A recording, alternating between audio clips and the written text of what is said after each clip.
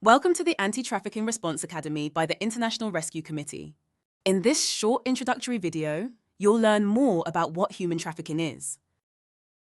We will cover what is human trafficking, with a clear definition, how to qualify a situation of trafficking, the three key elements, act, means, and purpose. Common types of trafficking, such as sex trafficking, labor trafficking, domestic servitude, forced criminality, or organ trafficking. Let's start with a fundamental question. What is human trafficking? Human trafficking is an economic crime. It's about exploitation, the abuse of one person for another's financial profit, with the victim having a real or perceived notion of not being able to exit the situation.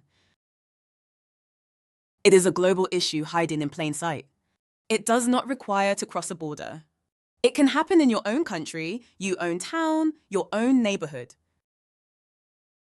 To understand what human trafficking really means, we refer to the internationally recognized definition from the Palermo Protocol. This definition helps ensure clarity and consistency across countries and legal systems. To qualify a situation of human trafficking, we use a globally recognized framework called the AMP model: the act, the means, and the purpose. This model is a powerful tool to help us identify and define human trafficking cases. It provides a clear legal standard based on international law, adopted by over 170 countries. Let's break it down. First, the act. What is done? This refers to the initial actions taken by the trafficker. Let's explore more. Recruitment. Luring someone with false promises of a job or a better life. Imagine a young person offered an amazing opportunity abroad, only to find themselves trapped upon arrival. Transportation. Moving the victim from one place to another.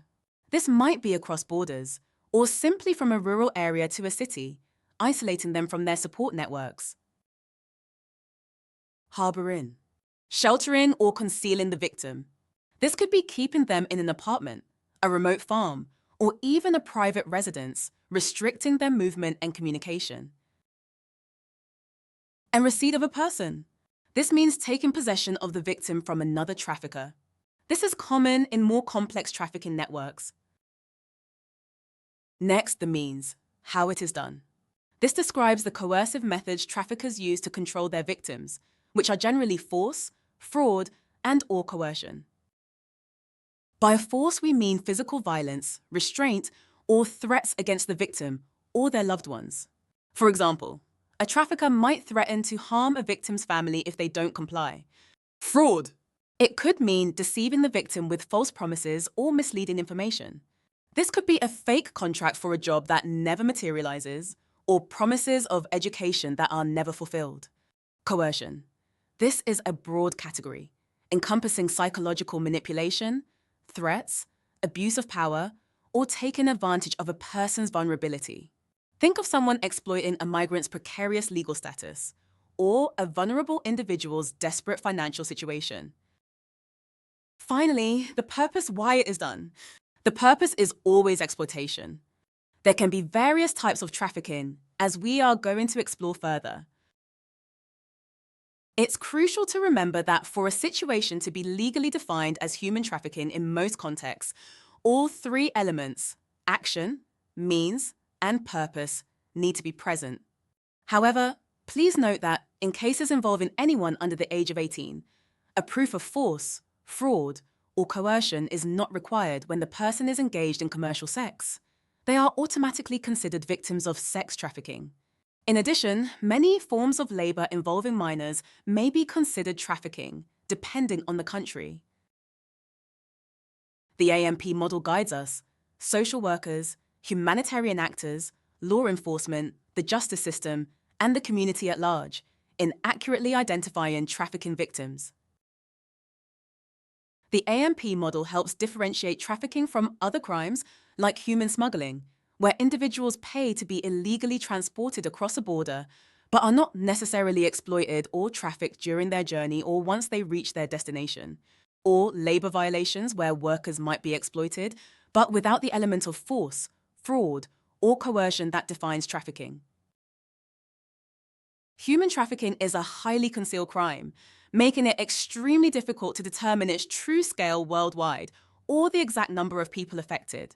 Estimates from sources such as the United Nations, the International Labour Organization, and various anti-trafficking organizations suggest that between 25 and 50 million people may be in situations of human trafficking at any given time.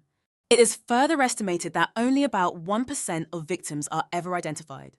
These figures, however, remain approximations, as the actual scope of the crime is still unknown. Now, let's look at the most common types of human trafficking, drawing from the important information we shared earlier. While the underlying AMP model applies to all, the specifics of how they manifest can vary.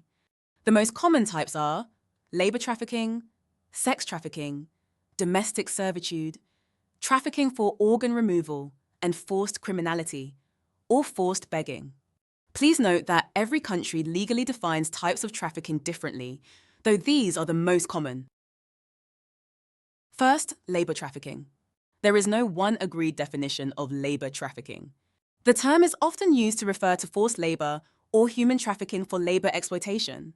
You can see here the definition that is commonly used. It is when someone exploits another person by using force, fraud, and/or coercion in order to make a financial profit through their labor. It is estimated that more than 42% of all victims identified globally are victims of labor trafficking. There are many types of it: state-imposed forced labor in supply chain, or child labor trafficking. Second, sex trafficking. It is with this crime that human trafficking is most often associated. This involves the recruitment, transportation, transfer, harboring, receipt, provision, obtaining, patronizing, or soliciting of a person for the purpose of a commercial sex act. It involves the use of force, fraud, or coercion.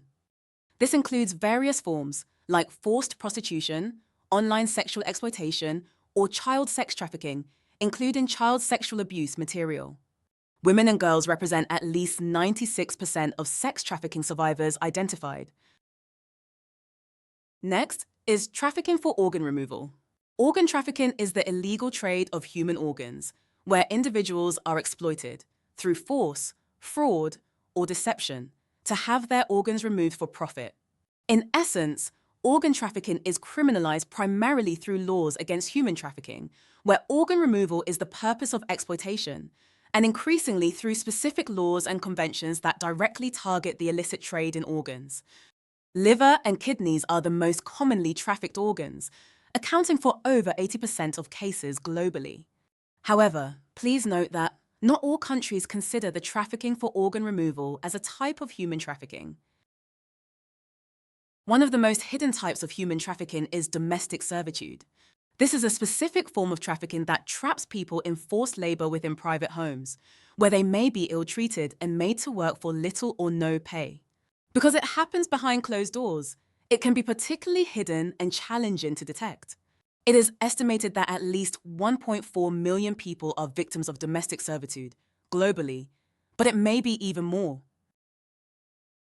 Forced begging is a form of human trafficking where individuals are coerced, threatened, or exploited to beg for money on behalf of another person. Victims have to hand over all or most of their earnings to the person who is forcing them to beg. Traffickers take advantage of the vulnerable, often children, people with disabilities, or the elderly. Globally, it is estimated that traffickers who force children to beg can make up to $40,000 a year in illegal profits. Finally, forced criminality, also referred to as criminal exploitation, is a form of human trafficking in which individuals are compelled to commit illegal acts for the benefit of their traffickers. Although not always explicitly recognized in legal frameworks, it is generally covered under broader categories like forced labor or services. Victims may be forced to participate in various illegal activities including drug trafficking, theft and petty crimes, cybercrimes, or terrorism. Forced criminality can affect anyone, but it disproportionately impacts males, especially boys. Thank you for listening to this introduction about human trafficking. Learn more about human trafficking and its complexity and anti-trafficking efforts through our other educational videos and resources available on our website. Thank you for joining us in this crucial mission.